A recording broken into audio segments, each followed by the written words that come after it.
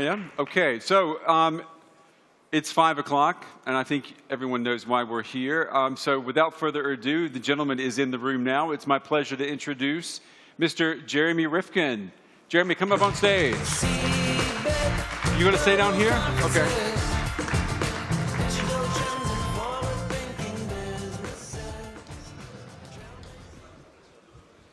We're going to have to move the cameras in the back.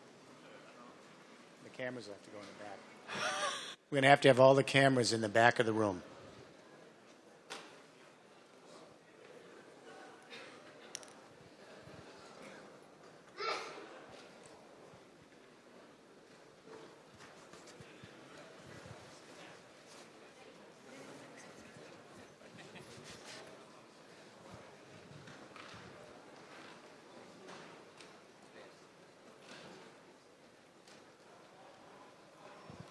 Give us 1 second.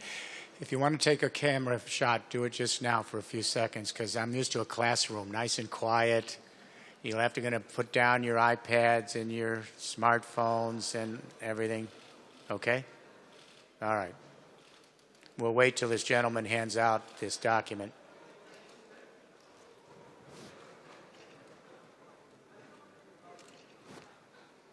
Young man, I think it's going to take too long to hand this out. Why don't we just let them pass it along?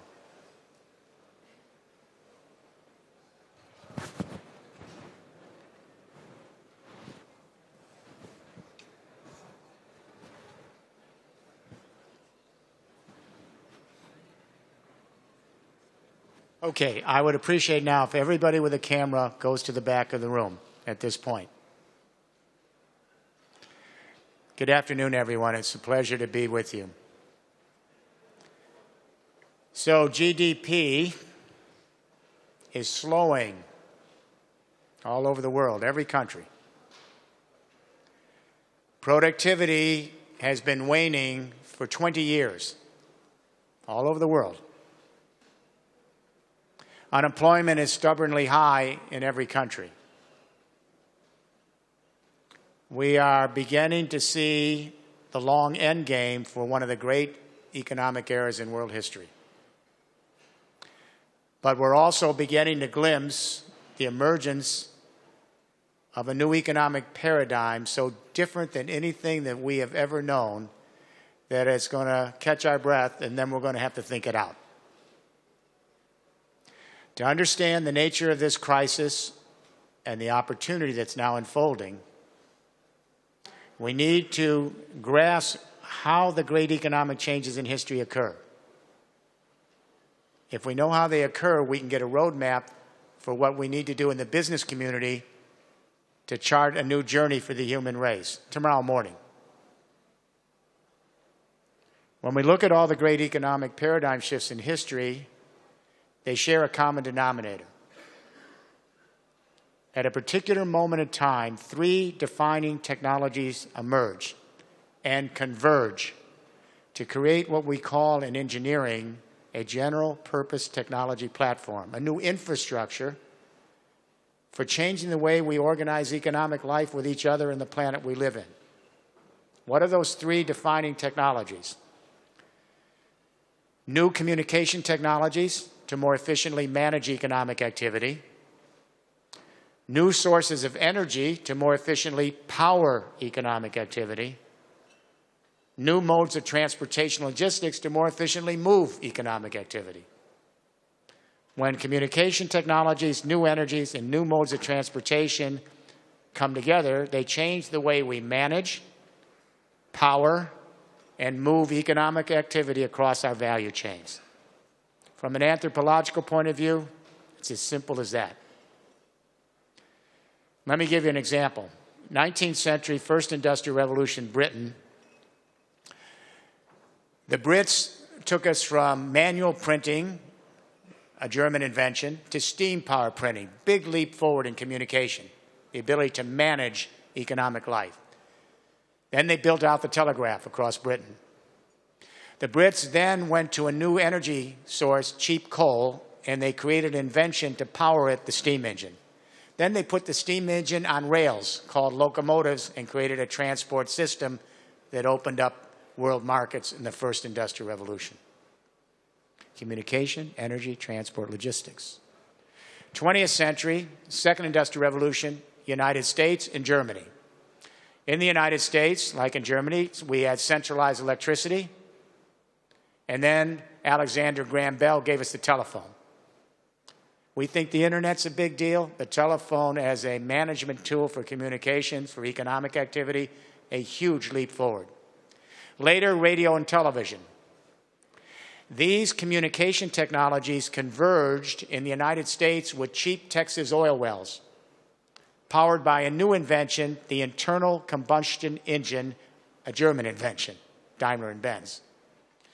And then Henry Ford put everybody on roads, cars, buses, and trucks on road systems. The US, Germany, second industrial revolution. The second industrial revolution took us through the 20th century, and it peaked in July of 2008. If you go back and remember that month, Brent crude oil hit a record $147 a barrel on world markets. And when that happened, everyone stayed home because all the prices for everything we buy were prohibitively high because everything's pegged to fossil fuels, fertilizers, pesticides, construction materials, pharmaceutical products, synthetic fiber, all made out of carbon. Transport, power, heat, and light. This whole first and second industrial revolution is powered by the carbon deposits of a previous period of history. We had the Bronze Age, the Iron Age. When future generations look back on us in the geological record, they will see the carbon people. So when oil started to go over 90 a barrel, all the other prices went up, shut down in July 2008 at 147.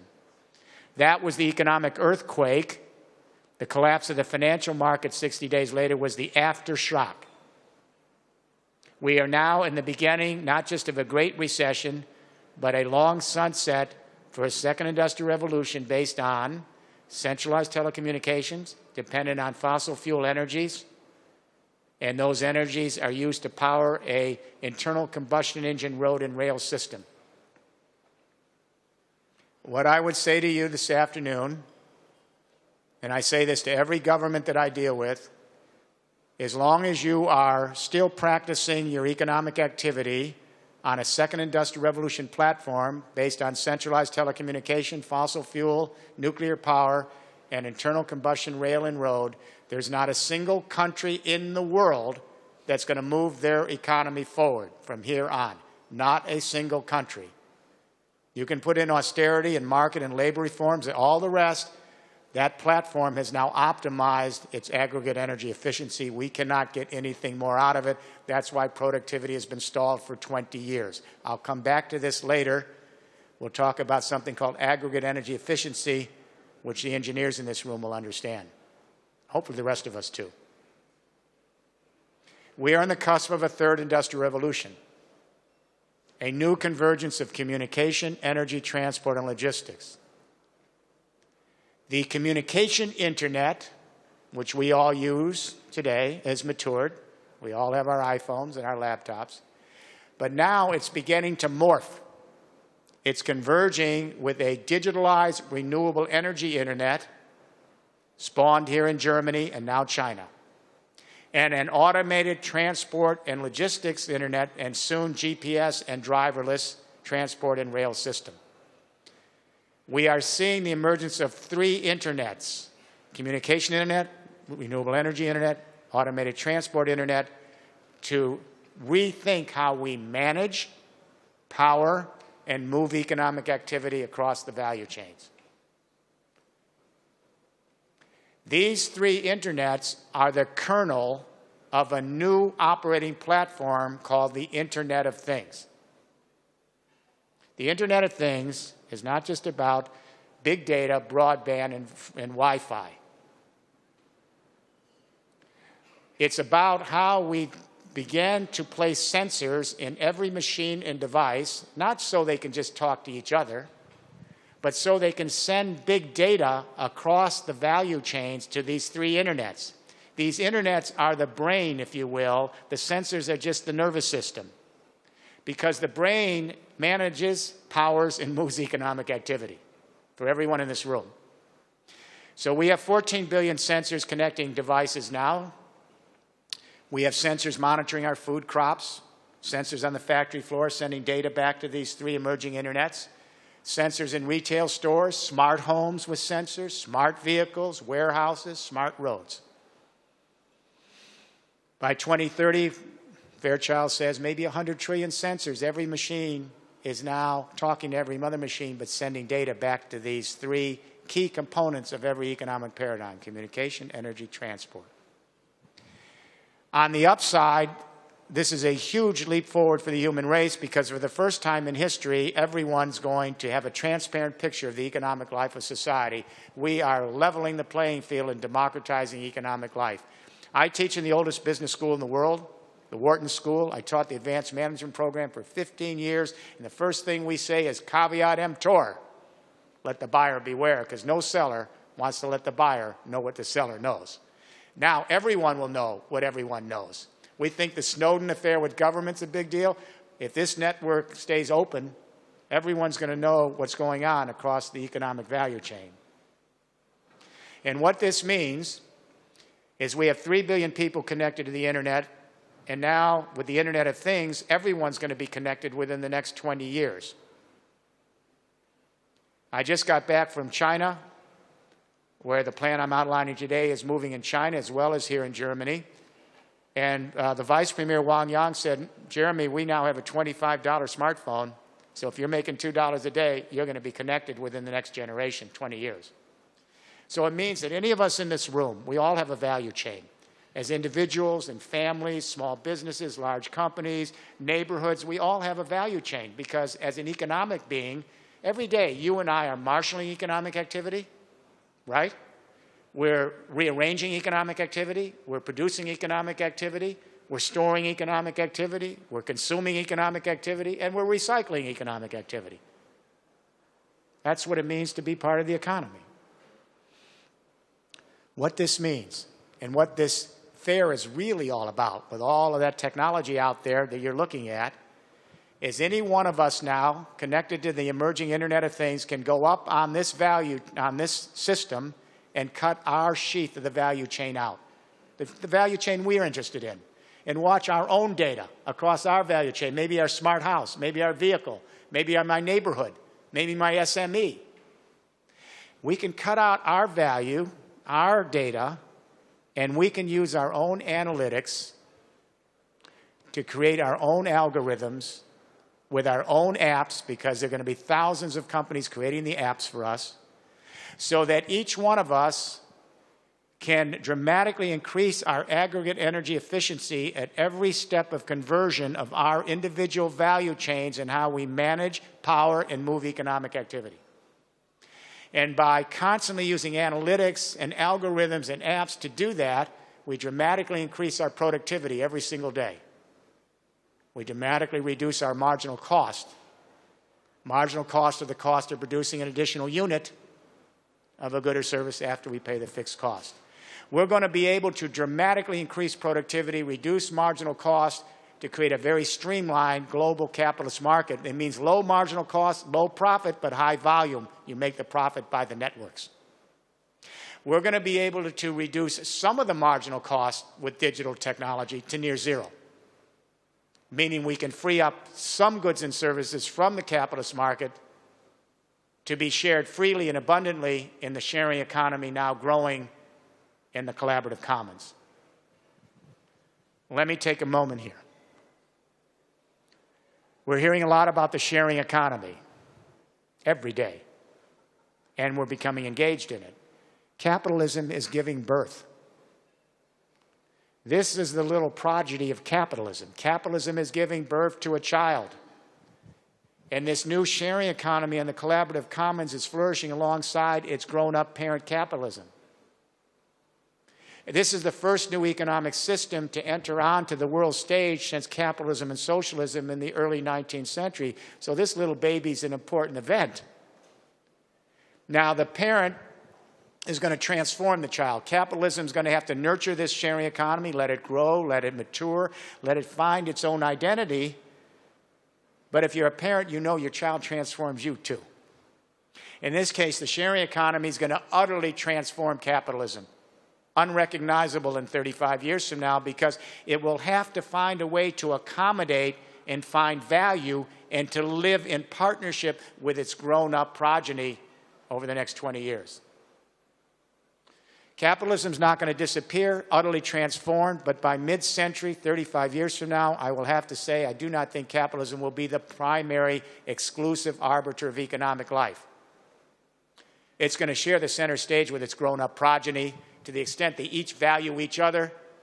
Our children will have an option of part of their life every day in the exchange economy, low marginal cost, capitalist market, and part of the day in the sharing economy, zero marginal cost on the collaborative commons. It's already here. When I wrote the Zero Marginal Cost Society, the first reaction, at least among my family, they say, isn't this far off in the future? And I laugh, I'm amused. We've already seen the impact of what digitalization of communications done to give us a near zero marginal cost economy. It all started with that little file sharing service, Napster. 15 years is all it's been. We now have 3 billion people on the Internet of Things, and every one of them now has been a prosumer, everyone in this room. We're still sellers, we're still buyers, we're still owners, we're still users, but now we're prosumers. And that is every one of us at one time or another has produced or shared music or YouTube videos or news blogs or social media or knowledge on Wikipedia or taken massive open online college courses, and that's all near zero marginal cost. If you create a video, open source, and whether you send it to one person or a billion people, it's the same cost, near zero. The fixed costs are low, the marginal cost near zero. Some of the biggest vertically integrated industries of the 20th century have been disrupted. The music industry is a shadow of itself. Television, the average millennial in my country is watching 20 minutes of broadcast TV a week. Why do they need to do that? They're producing and sharing YouTube videos with each other. Newspapers and magazines have gone out of business or desperately tried to create blogs. Book publishing, we're taking a hit. My book was out on Pirate Bay before it was published by my publisher, and they even ranked it before Amazon. Got to hand it to these kids. They're really good. More power to them. So what we thought here is that we began to see the democratization of entertainment, news, knowledge. This is an amazing thing. It used to be just a handful of institutions would be the arbiter of our culture. Now we're all players. We're social entrepreneurs. Every one of us feels that we can give our talent freely to 1 billion people at near zero marginal cost, and maybe somebody will care. And they do sometimes. This is extraordinary. But we thought there'd be a firewall here, and the zero marginal cost might impact the virtual world, but it would not move over to the physical world. In the Zero Marginal Cost Society, I make the point that that firewall is now down. When the communication internet converges with the digitalized renewable energy internet and the automated GPS and soon driverless transport and logistics internet, the firewall is gone. Because now we can begin to entertain the possibility of the whole human race producing and sharing their own renewable energy at near zero marginal cost. And beginning to share their own vehicles and transport and logistics systems whose marginal costs are heading toward near zero.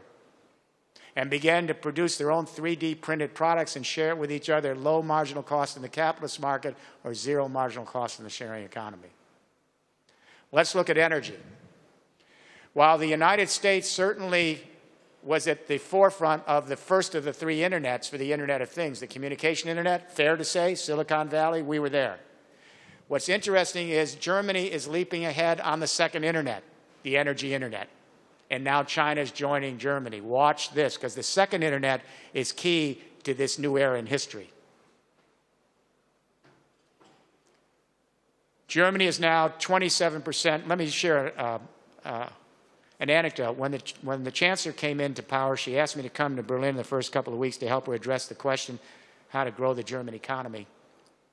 My first question to your chancellor is, how do you grow the German economy in the last stages of a great industrial era where the communications, the energy, and the transport have optimized out? I laid out this plan to the chancellor the first night, and she said, I want this for Germany. But so did the socialists. They wanted it, and so did the Greens. So here's where Germany is right now. You are 27% green electricity this afternoon, solar and wind. You're heading to 35% solar and wind by 2020. You're heading to 100% renewable energies across the board by 2040. You are moving on the second internet as fast as the United States moved on the first, the communication internet. Now here's what's interesting, the parallel with the communication internet. Solar and wind are on exponential curves very similar to the curves we had in computing. When I was a kid in the 50s, computers cost millions of dollars. There were only a few. We didn't anticipate Moore's Law. That Intel company could double the capacity, half the cost of those chips every 2 years, now $25 smartphone. We're on a similar exponential curve for over 20 years in solar and wind. Listen to this. A solar watt cost $78 to generate, fixed cost, in 1978. $76 to $78. You know what it is today? 1 watt? 36 cents. And we are now in the United States, some regions are selling long-term power contracts. They're not buying from the natural gas or coal. They're buying from solar and wind at 4 cents a kilowatt hour, long-term contracts. They see the exponential curve. Once we pay back those fixed costs, and they're plummeting, they're going to be as cheap. Your little bioconverter, your little vertical wind, your geothermal heat pump's going to be as cheap as those smartphones in 25 years. That curve's not going away. But in Germany, once you pay the fixed cost for your solar or wind or geothermal heat, the marginal cost of the energy being generated right now in Germany, it's near zero marginal cost right now. The sun is not sending a bill over Germany. The wind is not charging you. The geothermal heat is not sending you an invoice. So we now have 27% of the energy, now zero marginal cost. And in May of last year, you had one Sunday where almost the entire electricity grid was powered by solar and wind, and you had negative prices. What is that? Negative prices, because it's free. How do you compete with free if in an old industrial system based on fossil fuel and nuclear power for transportation, logistics, communication? Yes, you have to get over the hump. You put in subsidies with a feed-in tariff. But now it's moving so quickly that you can roll those subsidies back out, whereas fossil fuel and nuclear have been subsidized for a century. These subsidies are moving back out. Yes, the utilities are passing on the feed-in tariff to the ratepayer, so you have a little higher electricity bill, but in a few years, you're there. You have to put in the storage, because these are intermittent energies. You have to put in the energy internet, and you have to put in the advanced meters. I said you need to do all of this. You didn't do as well on these other things. You're going to put them in now. Starting this year, Sigmar Gabriel, the economic vice chancellor, they know what has to be done. Germany is now moving ahead with the energy internet. Now, who is producing the energy? We have 4 major power companies in Germany: EnBW, RWE, E.ON, Vattenfall. We thought they were invincible, giant vertically integrated companies. And what happened to them in the last 7 years is what happened to the music industry, book publishing, newspapers, magazines. Apparently, the German public decided that they were the new generators of the electricity, so you all went out and created electricity cooperatives. Everybody, everywhere. And every one of you got low-interest loans from the banks. The government didn't give you the money. And the reason the banks gave you the loans is you paid back with the energy savings, so they knew you couldn't default. And so electricity cooperatives, the German public now is democratizing energy, and the big 4 power companies are producing less than 7%. They can't scale it. Because they're vertically integrated, they do much better at centralized energy. They really are more efficient. But this requires millions of small players collecting small amounts of sun and wind and geothermal, storing them, and then sharing them over an energy internet. It favors cooperatives. Does this mean the end of the power companies? No, but remember, capitalism will be transformed. Now that we have a new commons for energy, the power company is going to have to create a new business model, because in 10 years from now, it won't be millions, but tens of millions of locations. And then in 20 years, hundreds of millions, maybe 1 billion locations where everyone's going to be producing their own electricity, even in the developing world. I was there at the Africa CEO Summit in Geneva yesterday. It's going to move everywhere because of the curves. If you can get a cell phone in Africa 5 years ago, because of the cost, you're going to have your bioconverters, your solar panels within the next few years, 20 years. So what's the role of the power company? What's going to happen is electricity cooperatives around the world, we will produce the energy locally, share it on an energy internet, send it back to the power companies, let them run the new energy internet. They can be the Facebooks, the Googles, the Twitters. And the way they'll make money is by selling less and less electricity. They'll set up partnerships with thousands of institutions, neighborhood associations, homeowners, businesses, and they will help you manage the big data on your value chain, on the communication, energy, and transport internet, so that they will help you with your analytics and algorithms so that you can dramatically increase your efficiencies, reduce your marginal cost, and then you will share your productivity gains back with the power company. It's called performance contracting. More money, sell less electricity, increase efficiency and productivity. I debated Mr. Tyson at E.ON 5 years ago at the request of E.ON in the Netherlands. He said, this is not going to happen. They did it 3 months ago. They sold off their solar and their fossil fuel and nuclear to their credit. They're stepped forward. They're moving to the new business model, but they're not alone, ERDF and EDF. They're not leaving the second industrial revolution tomorrow, but they've joined my global team. My global group is 100 of the biggest companies across the industries. We're laying down this infrastructure. ERDF and EDF have joined us in northern industrial France. They're going to help us lay out the energy internet across metropolitan Lille in the next 10 years. So companies are not leaving the second industrial revolution tomorrow morning, but they know they have to also be in the third industrial revolution in order to ease the transition, or there'll be history. It's not either or tomorrow. It's how do you create a business model that takes you from the old to the new. Some companies won't make it. And if the power companies don't do it, guess what? The ICT companies would like to run the energy internet, and so would the consumer electronics company, a lot of other companies in our group. So it's going to be a race. And of course, if they're going to manage these institutions, these commons, and this is true for the communication and energy commons, we're going to have to see them as public utilities. We'll keep them private, but they're going to be regulated, just like we regulated the electricity companies and the telephone companies, because they were public goods. We'll let them stay private, let them have a profit. But for sure, if this is a good we all need, we're going to make sure that they are global utilities. That struggle is happening. A digital generation is not going to allow themselves to be exploited. The communication and energy internet, by the way, I mentioned China. The last book, Third Industrial Revolution, that I published, by sheer serendipity, Vice Premier Li, when he was Vice Premier, was in Germany, and someone slipped them a German copy of the book, whoever you are. He read the book. He became the Premier. He put out his biography. I thought it was a joke. He said he was a fan, had read the book, and instructed the Chinese government to begin moving on the central themes I'm outlining to you today, mindful that China lost the first industrial revolution, barely joined the second, and now doesn't want to be left out of the third. Vice Premier Wang Yang also endorsed it. He's now on the 10-person Central Committee. And after my first formal visit there 2 years ago, I just got back again. This shows you how fast China can follow Germany. 11 weeks after I was at my first visit, the chairman of the National Grid of China announced an $82 billion 4-year startup this year to lay out a distributed energy internet across China starting this year, $82 billion, so that everyone in China can produce their own solar and wind and share it back on an energy internet, following Germany. Watch Germany as the engine for the EU. Watch China, the engine for the Asia. Maybe in the Q&A we'll talk about how China and Germany may join together here in a new Silk Road. We'll see. So the communication energy internet makes possible the transport and logistics internet.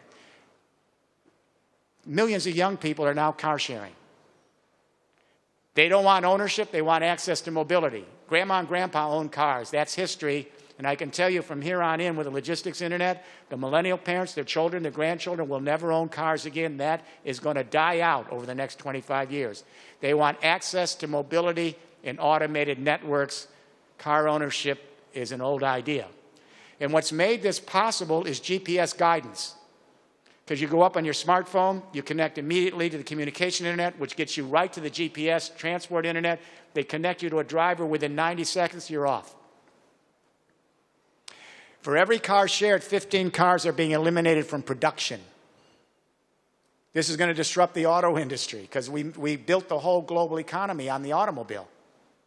I don't have to tell you in Germany and America this. Now, Larry Burns was the former executive vice president of General Motors until 5 years ago. They're in charge of all future car development, so I got Larry Burns in the book. He just did a study. He's a professor at the University of Michigan. He studied Ann Arbor, Michigan. He said, well, you know what? Right now, as early as this logistics internet is, we can eliminate 80% of the vehicles tomorrow morning in Ann Arbor. The other 20% will give us more mobility and cheaper. This is the former executive VP 5 years ago, General Motors. There's 1 billion cars, buses, and trucks in the world, choking us in traffic, wasting our lives, and they're the number 3 cause of climate change. Number 1, buildings, and we're turning them into micro power plants in Germany, and we're putting the green electricity on them. Number 3 is transport. By the way, anyone know what the number 2 cause of climate change is? Yeah, it's cattle and beef production and consumption, and even Al Gore doesn't want to talk about it because he doesn't want to offend anyone, which makes us wonder how serious we are about this. But number 3 is transport. We're going to eliminate 80% of those vehicles with car sharing in the next generation as you move from ownership to access. The vehicles we keep will be electric, they'll be fuel cell, they'll be powered by near zero marginal cost renewable energy, where millions of us provide the energy and share it on continental energy internets. And guess what? They'll be driverless on automated systems at low marginal cost, accompanied by drones also at very low marginal cost for logistics. Everything I've just said is happening. It's just about scale up and build out.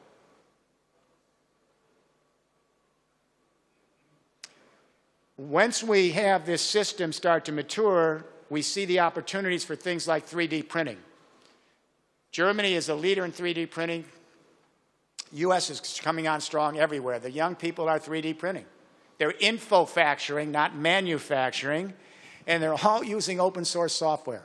So it's free because they realize if they share together with crowdsourcing, they're going to learn a lot. And if someone tries to hold on to their little property, so what? They're left behind. They can't catch up with crowdsourcing. And they're using garbage for their filament at zero marginal cost. You have to collect it, but recycle paper, recycle plastic, recycle metal objects, and they're melting it down. The additive manufacturing uses 1/10 of the material of subtractive centralized factories. And they're beginning to power their fabrication labs, the young people, with their own energy, off-grid, solar and wind, near zero marginal cost. And they're beginning to use electric vehicles powered by their own energy to get the 3D products to the market. The first printed car is now out. It's the Strati. It's an Italian car. It's being produced by Local Motors. It's drop dead gorgeous. The Italians know how to do design. They're often first in show, but they sometimes don't then close the deal with mass production, but they're there. And you ought to take a look at this car because in 10, 15 years from now, a lot of the vehicles will be printed with recycled and redistributed materials. It's starting. President Obama wants every school to have one 3D printer, which is a laugh because in 10 or 15 years, every kid's going to come to school everywhere in the world, and on a little knapsack, they're going to have a little iPhone for 25 bucks. And then on the other part of the knapsack, no more Lego toy. They're going to have a little startup printer for 25 bucks. And they're going to start collecting the garbage around the school site. And they're going to Skype in global classrooms, millions of them. And they're going to become as savvy in printing out physical goods and services at near zero marginal cost as their millennial parents became savvy at developing software from Napster to news blogs. How do centralized factories compete with the crowdsourcing opportunities of moving precision manufacturing? This is a boost for SMEs. A lot of us will produce the simple things for each other, but German SMEs are going to produce the more complicated stuff at very low marginal cost in the capitalist market. It means the big companies don't disappear, but if they want to stay around, they're going to be more and more having to play on a level playing field with the SMEs who are going to be really in charge of the design and production, not outsourced in a colonial manner. And the big companies will help aggregate the networks, but they're not going to be able to dominate because SMEs can aggregate the networks too and cooperatives, and they can have marketing through devices like Etsy all the way to Amazon at very cheap cost. By the way, will it mean the end of the auto industry? Certainly they can see that they're going to produce less cars in an automated sharing system. Eventually, the car companies, they're already starting this conversation, they're going to move from selling cars to managing the transport and logistics grid. They may own the vehicles, the cars, buses, and trucks, and they will manage the logistics. If they don't, Amazon would like to do it, or Google, or IBM, or somebody else. And again, they will have to be treated as public utilities. We'll have to make sure that they serve the public and not the public becoming indentured in a new low marginal cost capitalist market or a sharing economy. The best way to understand this revolution is toys. You know, most people don't realize that the modern commercial toy, another German invention, Ravensburg, Germany, I went to this beautiful medieval town. Have many of you been there? That's where the commercial toy was created. This town has been spared everything, occupation, fires, war. It seems to be the angels are looking over this town. So they created the modern toy. So parents bring home toys to their 2.5-year-old kid, and they introduce them to property exchange and capitalist markets. They say to their 2-year-old daughter, we bought this toy at the store. We're now giving it to you. It's your property.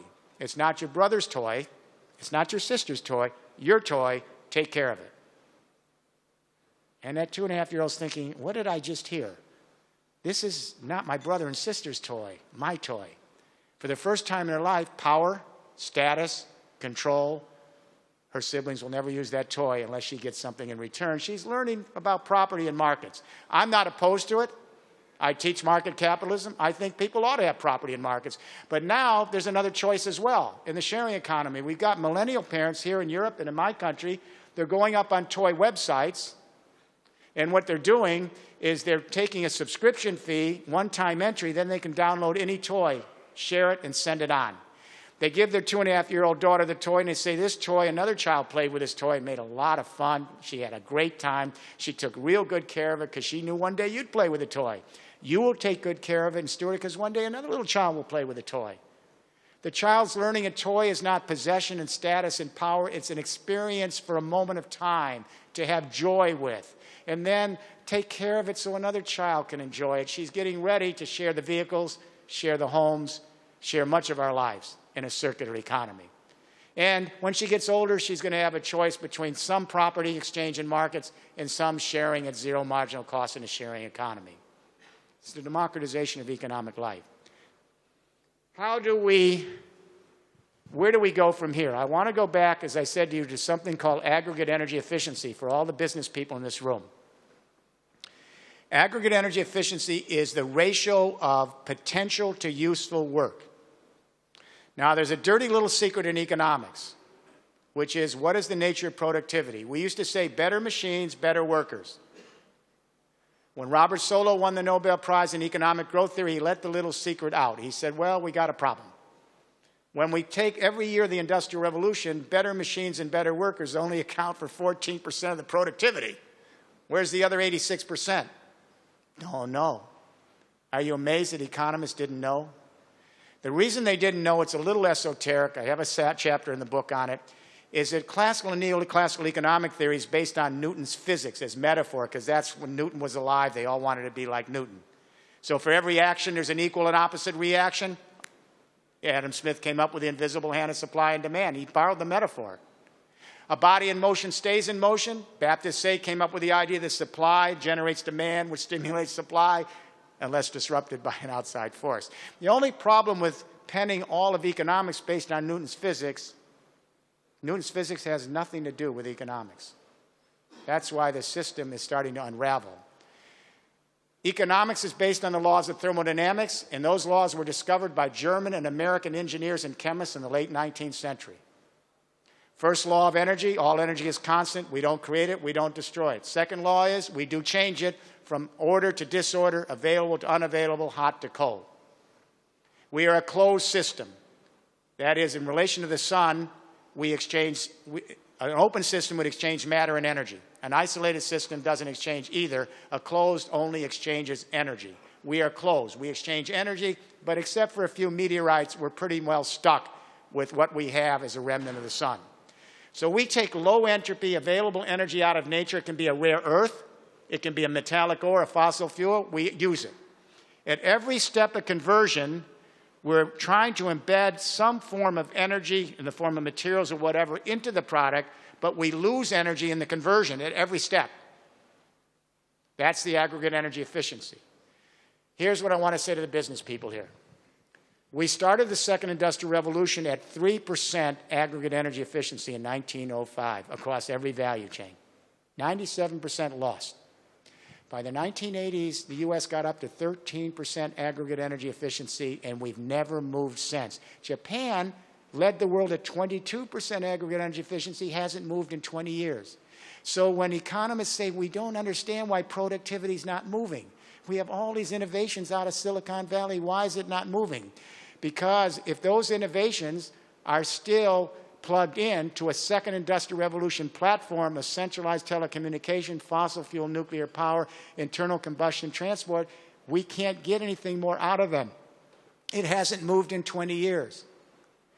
If we move in Germany to lead a third industrial revolution, Internet of Things world, we can move from 13% aggregate energy efficiency to 40% in 25 years. Then thermodynamics slows us with our existing technological horizons. That's through the roof. How do we pay for this? This discussion's happening in Brussels. And what I said in Brussels, I met with the new leadership, and I said, if I can show you where the money is, can we get started? Here's the deal. In 2012, in the European Union, we spent $741 billion on investment in infrastructure in a bad year. That's all public and private, $741 billion. The money is there, but we're shoveling it into the old second industrial revolution platform of communication, energy, and transport, and we can't wreak any more aggregate efficiency, productivity out of the system. That's why we can't move new business ideas, we can't move employment, we can't do it. And we won't be able to do it anywhere in the world on that system. If we simply reprioritize the existing investment and let 75% of it stay in the old system, some guy has a cement factory, let him build his road to nowhere, let the graft continue. It's fine. But if we can simply put 25% into the new infrastructure and build it out across Europe, we're in a digital Europe in 25 years from now. That's the new journey.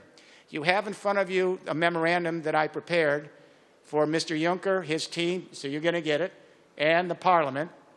We are heading toward digital Europe, and that is to lay out an Internet of Things platform to bring together communication, energy, and transport so we can create a seamless integrated market across the EU and the partnership regions. That's 1 billion people, 500 million in the Union, 500 million in the partnership regions. It's fraught with problems. It's an uphill struggle. There's going to be 30, 40 years of trying to get this done, but this is the next stage of the European journey, to create the most competitive capitalist market in the world and to actually nurture a sharing economy. China also has committed to digital China, and they've followed Germany with the energy internet and now the transport and logistics internet. Maybe the rest of the world will come by. This will involve every industry, because we have to lay out the infrastructure. That means, except for the oil industry, I actually can't find any work for them here, which I don't sit up nights worrying about it, but the telecom companies, the cable companies, the power and transmission companies, ICT, consumer and prosumer electronics, transport, logistics, manufacturing, and construction and the life sciences. We have to take every single country's energy mix and move it from fossil fuel and nuclear to distributed renewables. That means we have to retrofit every building in the world. Because unless we get them efficient, we can't put the micro power on them because they leak. Retrofitting is the most labor-intensive industry. Insulating buildings, it's going to require millions of unskilled labor, but the return on the investment is immediate because of the energy savings. So you can get all the loans you want. You just have to scale it. Then we have to put the micro technology on. When Germany got to 10% renewable energy, you had already created 350,000 net jobs. That's more than all the other jobs in the whole energy industry, and that was at 10%. Then we have to take the entire electricity transmission lines of Germany and the world and transform them from dumb to smart and from servo-mechanical to digital. Who's going to lay down the underground cable? Robots aren't going to do that. Humans do it. Then we have to bring together all the industries to help manage that electricity transmission, ICT, consumer electronics, etc. Then we have to take the whole transportation infrastructure and move it from dumb to smart roads and from internal combustion to fuel cell electric transport. That means we need millions of charging stations. Every single parking space has to have a charging station so you can plug your electric and fuel cell vehicle into the grid, get power, or sell it back. Robots won't do that. So what I'm suggesting here is we have 2 generations to bring everyone back to work to lay out this smart infrastructure. However, that's all we've got. Some of you remember the book I wrote, The End of Work, 1995. We are automating every single field. Manufacturing, white-collar, knowledge industries. What I didn't see then, and none of us did, is the prospect of one more big third industrial revolution infrastructure build-out. It gives us a short reprieve of 40 years to bring everyone back to work. But be clear, what we're working on is a smart cognitive infrastructure that works by analytics, algorithms, automation, and very small workforces. So where's the employment going? My colleagues are so short-sighted that they think, okay, let's pay everyone just an income so they can enjoy their life because there's nothing for them to do. That's nonsense. We're a social creature. The idea that the only employment you can have is in a capitalist market is really ridiculous. We're seeing already the migration of employment. It's migrating from a more and more automated workforce to the social economy, the not-for-profit sector, because that's where we create social capital. You need humans. Healthcare, education, environment, taking care of the babies, senior citizens, cultural. It's the more expansive way to use the human mind because it's about humans engaging humans. 52 million people are paid for fees for services already in this sector, and it's 10% of the employment of the U.S. It's higher here in Germany. And this sector employment's growing much quicker than the capitalist market. So we're going to be able to free up successive generations for more creative tasks of creating our social capital and getting on with the journey of what we're about here on this planet. Does anyone think that human beings are going to have to be doing all this mindless work in 50 years if we get any of this right? I hope not. I hope that our grandchildren look back and say, gee, Grandpa had to drive a truck back and forth the same street all day long for 50 years. He drove a truck. And Grandma watched things going off an assembly line. They'll feel as bad for them as we felt for serfs and slaves and serfdom before the industrial age. Last thought. The reason I wrote this book, even though there's only a few pages in the book on it, is what I've outlined to you this afternoon, I believe, is the only shot we've got of maybe reducing our ecological footprint in time to address climate change. I got it wrong for 40 years. I underestimated the speed of the feedback loops, and we are terrified. I don't know how to say this to a parent. You should be terrified. But we're going on as business as usual. I know at least in Europe you believe that climate change is real, but we're going on as business as usual. And here's the terrifying thing about climate change that no one ever explains. It changes the water cycle of the Earth. That's what this is about. We're the watery planet. Our ecosystems have developed over millions of years based on water cycles. For every 1 degree the temperature goes up from industrial climate change, the atmosphere is actually sucking up 7% more precipitation from the ground. The heat forces it up. We're getting concentrated water in the atmosphere in extreme water events, extreme snows. So if someone says it snows, it must not be getting warmer. No, it's snowing because of the water cycle. Extreme dramatic flooding, Eastern Europe. Prolonged droughts. There's no more water in Sao Paulo. We're out of water in Pakistan. We're out of water in California. My God, and it's only 2014. More Category 3, 4, and 5 hurricanes. Our ecosystems can't catch up to this water cycle shift. And our scientists tell us we're in the 6th extinction event. We've had 5 over 450 million years, and each time it was the die-out was really quick. 10 million years to get life back on the planet. We're in the 6th extinction event. This is not controversial. We may lose 70% of all forms of life in this little oasis by the time your little babies are my age at the end of this century. We don't know if our species will survive this. As my wife says, we're not grasping the enormity of the moment. You know, 99.5% of all the forms of life that have been on this earth have come and gone. 99.5%. How do you like those odds?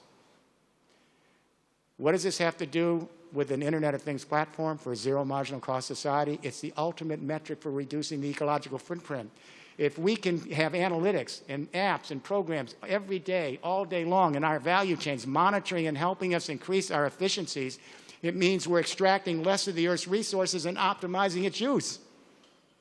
That's the great wonder of this technology being exhibited out here. And then if what we do produce at low marginal cost, if it's in the capitalist market, when we're done with it, share it in the sharing economy. So more of us are using less resources, share the vehicles, share the clothes, share the homes. And then if we put in the energy internet and follow Germany's lead around the world, we're all going to be producing our own solar, wind, geothermal, biomass energy, and 25 years from now, we're off carbon. And it's free once the infrastructure's in, and it's democratic, and everybody has power to the people. And if we put in the transport and logistics internet, we eliminate 80% of the vehicles. Think of the Earth's materials we don't have to use. And then that transport system's automated so that logistically we can be more efficient with our transport of goods and services. So here's the thing that I would have to say in Germany. Thank you. Honest to God, thank you, Germany. I know Germany doesn't like to hear about leadership.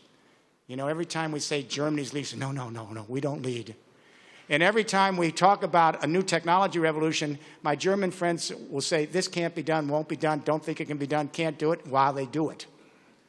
It's really, they're doing it, and then all the time say, I don't think it can be done, and then they do it. It's, you know, you got to lighten up a little bit and have a little bit of self-congratulations for a moment. But now, let me tell you, all over the world where I travel, everyone's looking to Germany to see if you can pull off the energy transition. Next week, March 26th and 27th, your government's going to hold an energy transition summit. 60 countries are going to be there. I'll be there. Sigmar Gabriel, Frank Steinmeier. I'll be doing this address like that in that morning. Everyone's looking to Germany. This is Germany's moment to help the human race democratize the economic life of this planet and hopefully create a more ecological civilization. You cannot afford to fail because that failure will mean who then will take up the baton.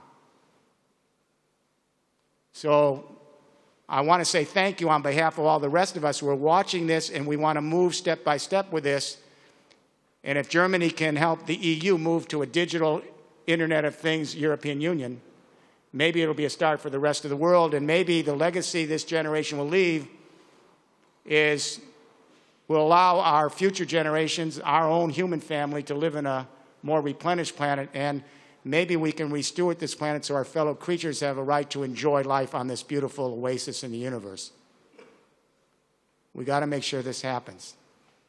Good night.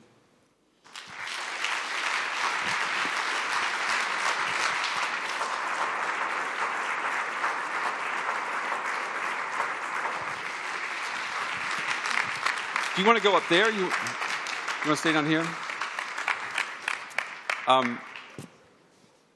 That was definitely, you know, you praising Germany. That was like a big piece of German bread, full of nutrition and very heavy.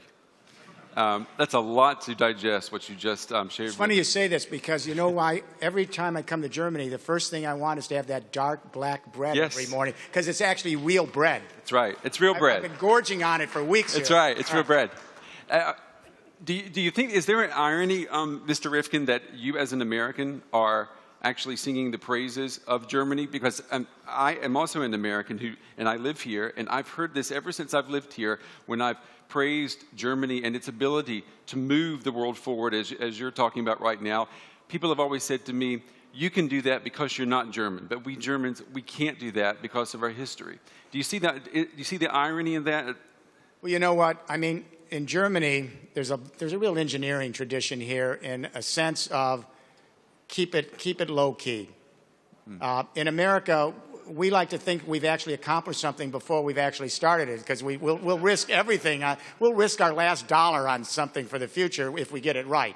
I think we need a little bit more balance over our place, maybe a little more balance over here. I don't say you have to publicly congratulate yourself.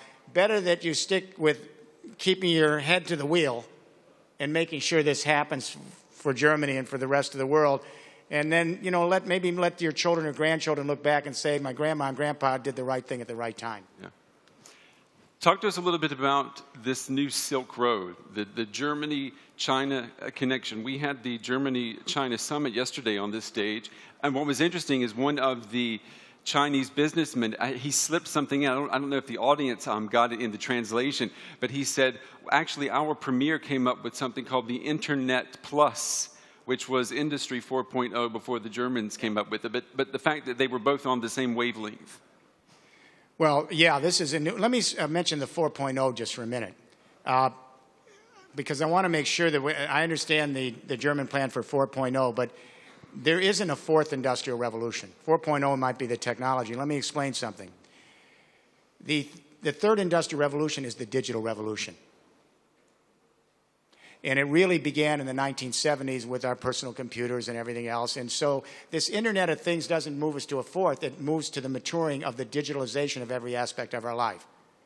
So you can measure the first industrial revolution, steam, power, et cetera. The second, servo-mechanical, electricity, and oil. The third is the digitalization of the world. So keep the 4.0, but understand that is not a fourth industrial revolution because it'll confuse everything. It really is the digital revolution being matured.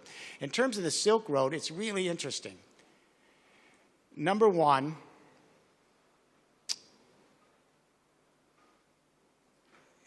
Eurasia is the largest landmass in the world, contiguous. It represents 2/3 of the human race and 29% of the wealth of the planet.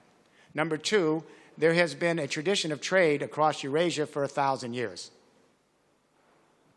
Number three, independently, both the EU and China are moving in their respective political domains to lay out an Internet of Things platform for a third industrial revolution.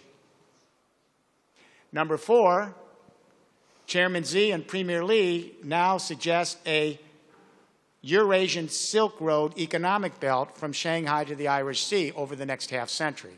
But the initial idea of this was fairly modest. We have a railroad now that sort of inches its way across Eurasia for cargo, and they want to build some road systems in and maybe a little internet connection. What I'm suggesting is that if China is building out its Internet of Things third industrial revolution and Germany is doing it here as a flagship for the rest of Europe, perhaps we ought to think more boldly as a long-term plan, and that is digital Eurasia. To bring together German industry and businesses with Chinese industries and businesses across the categories, telecom, cable, ICT, electronics, transport, logistics, manufacturing, and collaboratively work to help bring this infrastructure and collaborate with regions across Eurasia, some of the poorest regions of the world, to lay out an integrated Internet of Things platform for a digital Europe that could begin to democratize economic life and create an ecological civilization. I know it's a stretch. I know it's difficult to imagine at this point, but why wouldn't that be the next journey? If both of these respective political and economic regimes are doing this, perhaps we can overcome all the geopolitics of the first and second industrial revolution, begin to think biosphere, begin to think how we can collaborate and do more to create a good quality of life by collaboration rather than competition. I know I'm not naive. I understand what I'm talking about is something that it would be hard to even imagine at this point. But what I say to you is that technology is moving so quick on exponential curves that even if you cross the stands and where there are tribal blood wars and political wars and religious wars, you're still, a younger generation there is becoming digital and they're starting to queue into Facebook and Twitter and Google, and you're going to begin to see a lot of very quick changes in how they begin to think more globally as part of a human family.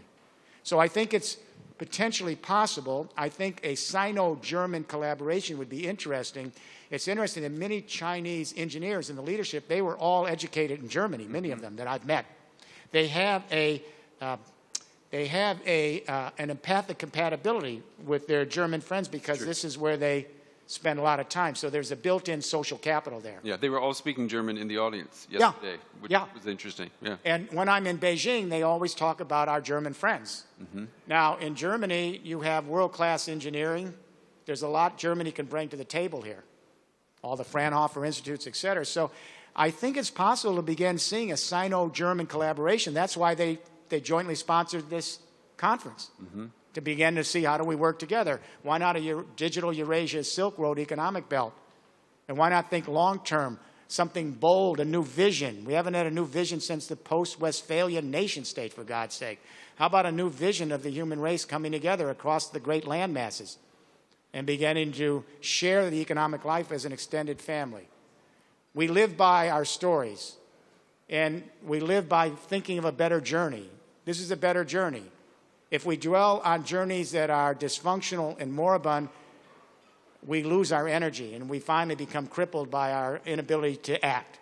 So I would like to propose, absolutely, a digital Eurasia economic silk belt. Let's have a Sino-German partnership and a collaboration. Let's help all these other regions and work all of us together collaboratively to see if we can make this happen. You mentioned that as being leaders. What I think is interesting is what you haven't mentioned. You haven't mentioned the Americas, and you haven't mentioned Africa. The Americas, California's with us. Okay. Absolutely. California, Washington, Oregon State, but they're not actually much considered by the rest of the country, but California is like the 7th or 8th largest country. Right. They're absolutely on target with everything we're saying in California, Oregon, Washington. Maybe New York and southern Texas, because my global team did the San Antonio to Austin build-out, but the rest of the country is just not there yet. It is not there. Don't wait. Show the journey. And one thing I know about America, when we see the story, finally, we move really quickly. We just don't see the story. And the old energy companies have a lock, and they're in the shale gas and tar sand. But if Germany can show the way, I would love to see everybody involved. It shouldn't be just a Eurasia Silk Road. It should be a global Silk Road so that we can connect the whole human race together. So I'm guardedly hopeful. And instead of waiting to see what America do, now Germany and China are moving ahead. And we have our eyes open, our ears open, and California certainly is ready to go. Maybe you can help move this thing forward. All right, it's 6 o'clock. We know there's a book signing that you're going to be doing outside when we're done. How much time do you have right now? Do you want to do for it? Okay. Yeah. We want to take a couple of questions from the audience. One thing someone asked me to ask you, what about all of this sectarian violence, the fact that you have what some people say is a clash of cultures going on in the world, modernity, the world you're talking about, clashing with ISIS, with people who are holding on to a version of the world that is based in extremism and fundamentalism? This book that I just finished is the third in a 4-book series. The first was called Empathic Civilization, where I went back. It's 690 pages. My wife said, "Are you out of your mind? No one's going to read that." But anyway, of course, my family doesn't read any of them. But in any event, what I was saying in that book is something relevant to what you're saying. And that is, if we look at historians' view of history, we get a very dismal picture of the human race because they chronicle all the terrible things: genocide, war, violence, redress of grievances, because those events get our attention and historically they imprint. But if we were all these pathological events, as we see in our history books, we would have died out a long time ago. There's another history for the human race. We're the most social creature. We have the biggest neocortex.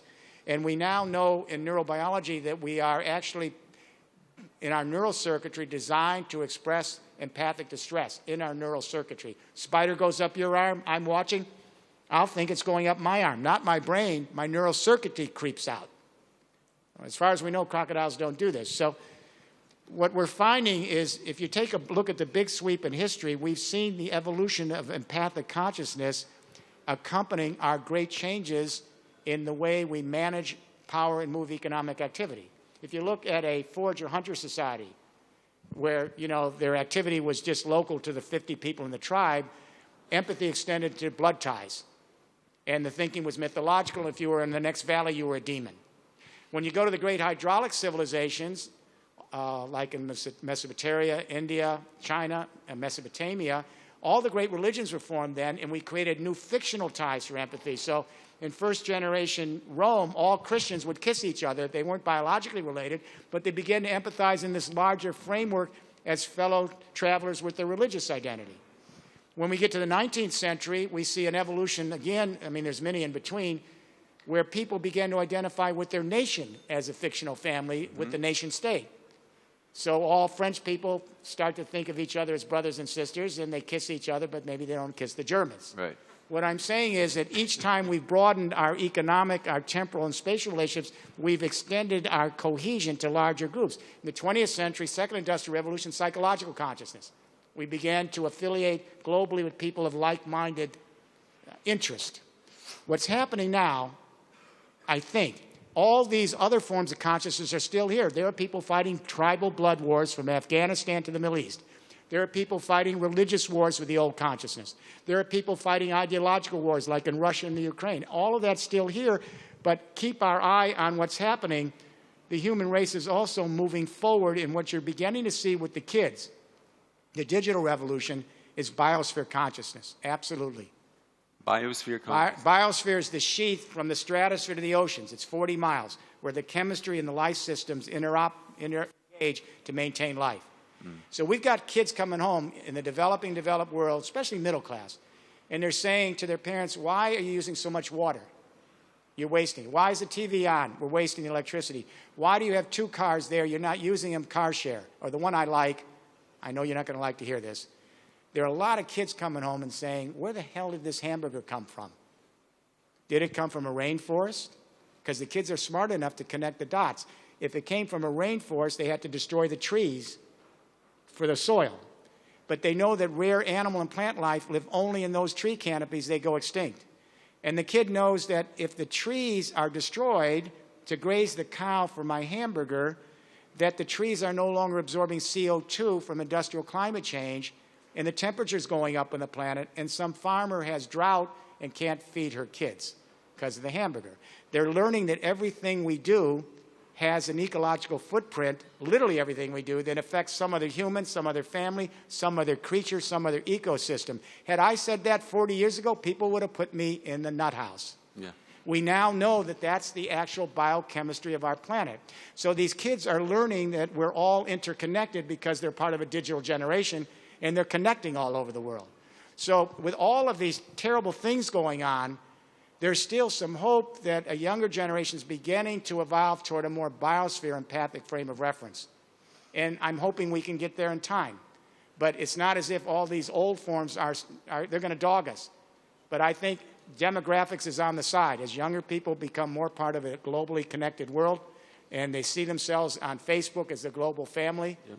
I think we're going to get, I hope we'll get there. I want to open this up to questions. Final question from the back room here. Tomorrow, Edward Snowden, Glenn Greenwald going to be on the stage here. What do you say to them? Well, I'm a big fan. I think that it's time for transparency in this world. You know, what limits democracy is secrecy and security and control from the top down. And I think it's important, we're getting all of this surveillance coming our way. Yeah. Remember I said we have to deal with data security and privacy and all these issues? So, I mean, one of the things, the Internet of Things, it allows those in power to watch us all the time. But it also allows us to watch them. See? Not just the Snowdens, and there's more of us than there are of them.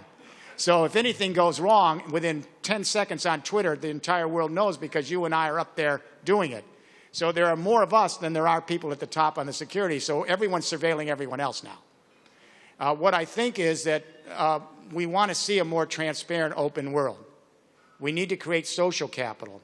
I'm hoping that we can begin to move enough employment into the social and cultural areas, the nonprofit areas, so we can build up our social capital, our trust, our ability to give and share with each other, because that's how we create our humanity.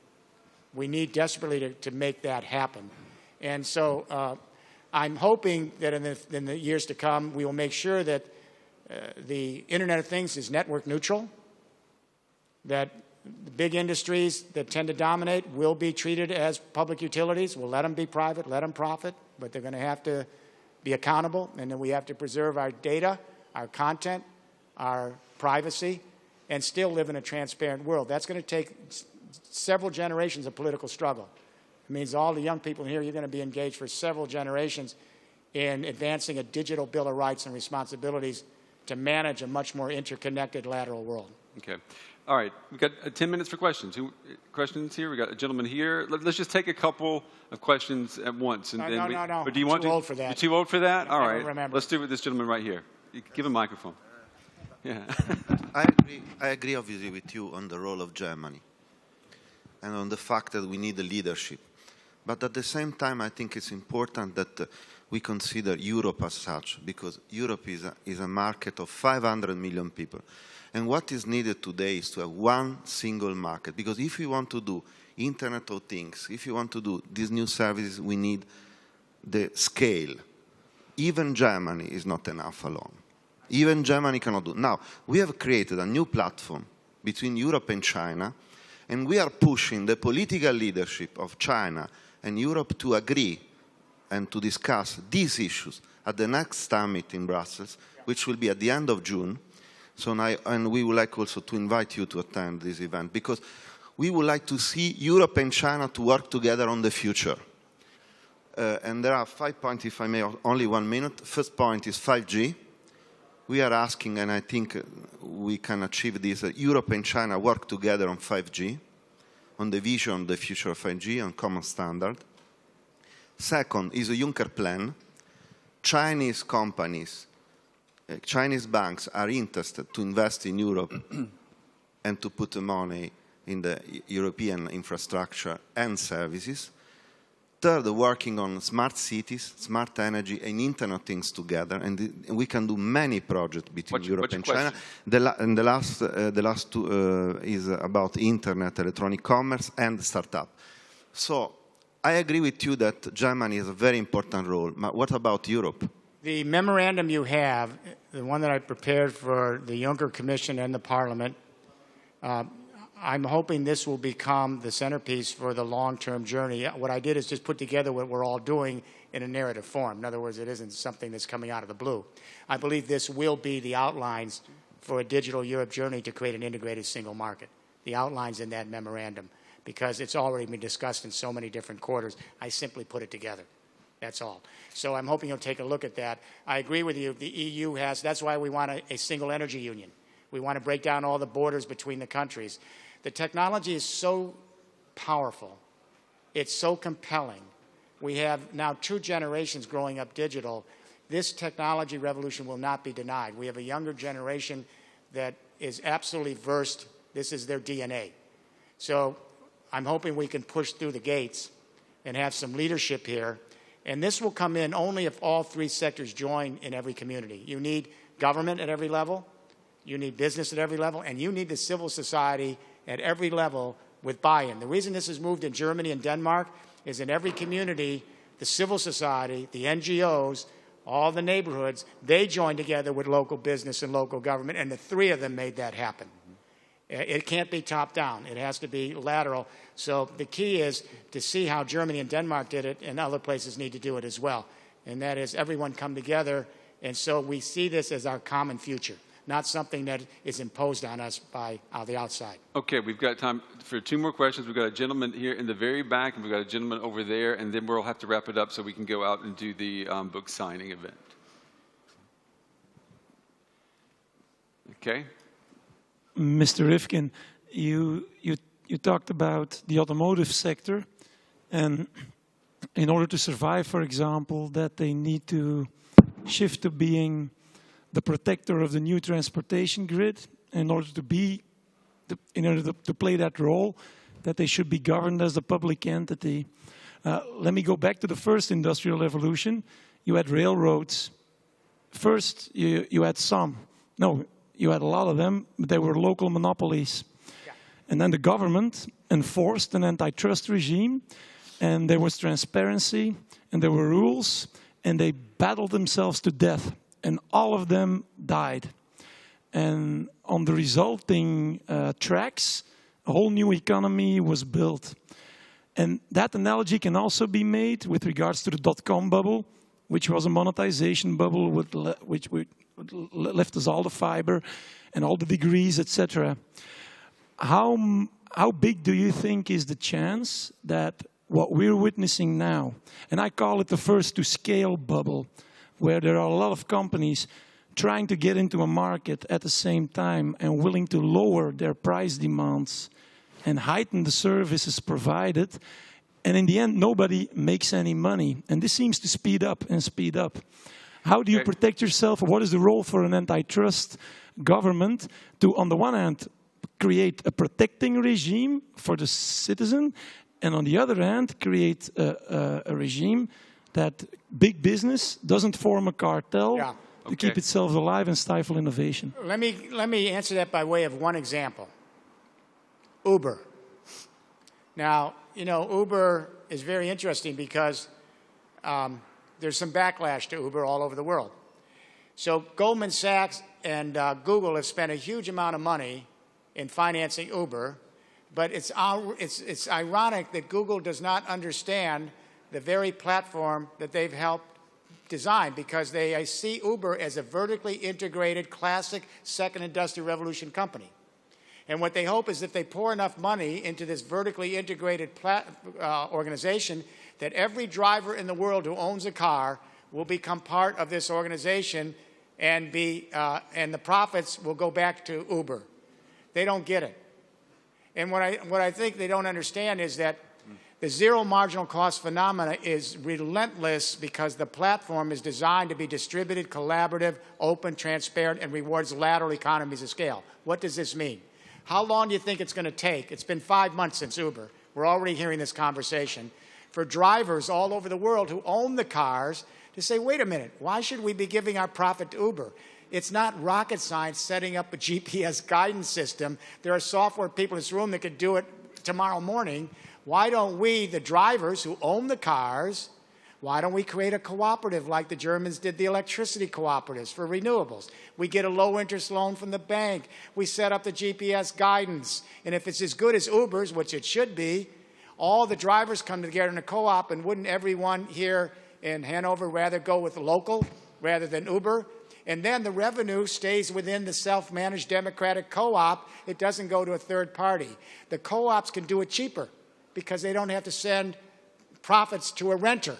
They're not in a rentier economy.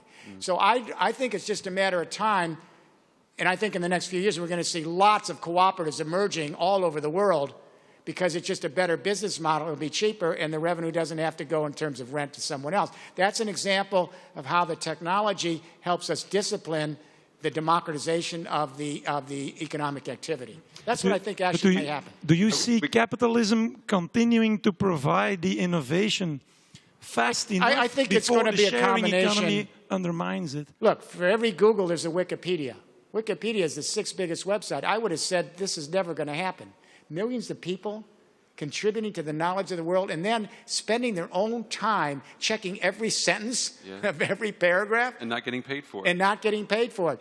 You know, I grew up with Adam Smith's dictum that each individual only pursues their self-interest and never cares about the public good. That's his actual statement. But in pursuing their self-interest, the public good benefits. The kids coming out of the universities now are social entrepreneurs. They never read Adam Smith. They believe that by freely giving their talent, open source, to the communities they're in, it improves the network, which benefits them, and it improves their social reputation and capital, so they have some mobility, whether it's fees for services or profit, to make, you know, a living. So it's a completely different idea. And I would end with this. To see the generational shift, I see it in 2 ways: how we define freedom and how we define power. My generation, World War II, and the baby boomers after us, all the way back, we always believed that freedom is the ability to be an autonomous agent, to be self-sufficient, not be beholden on others. That's why we accumulate wealth, so that we can be our own sovereign. You know, and that was a way to fight off the monarchy so that we weren't dependent on, right? For a young person in a digital generation, they see freedom not as exclusivity and autonomy.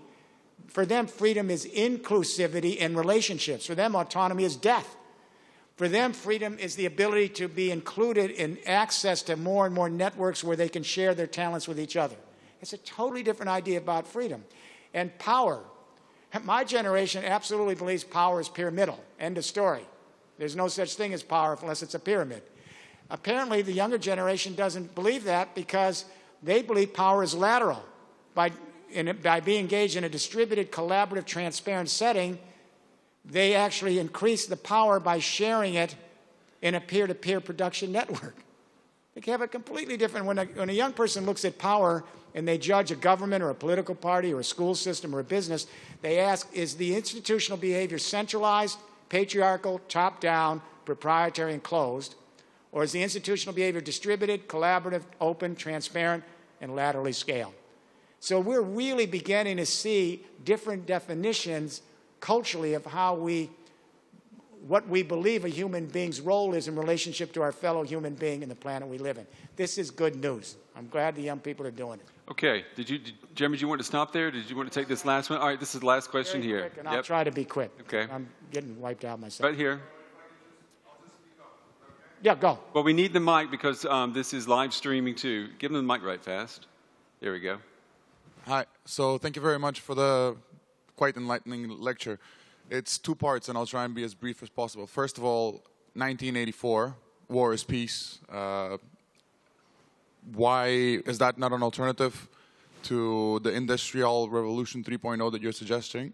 That's the first part. And the second part is, well, climate change and Industrial Revolution 3.0 seems like Industrial 3.0 needs to beat it in terms of timing. So what do you think are the associated? On the first one, what I said is, yeah, we're in 1984. Everybody's, the cameras are everywhere. The surveillance is everywhere. But I said there's also the counter-surveillance. We're all checking them.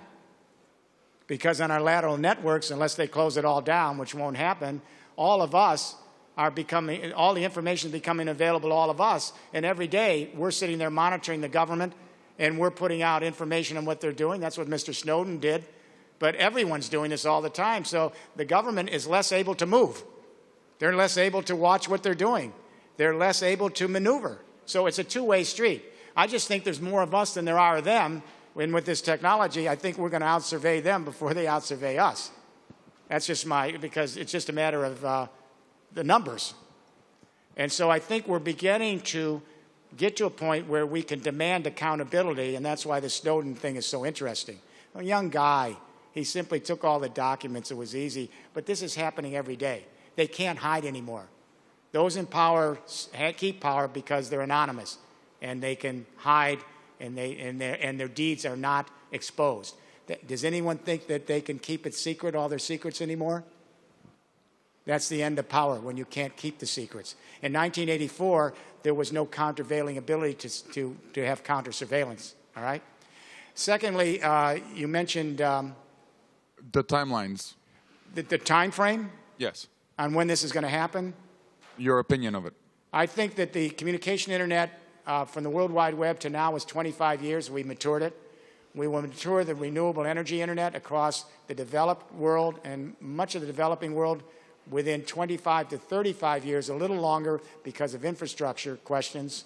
But I think about the same time frame, 25 to 35 years, and same with the transport and logistics internet.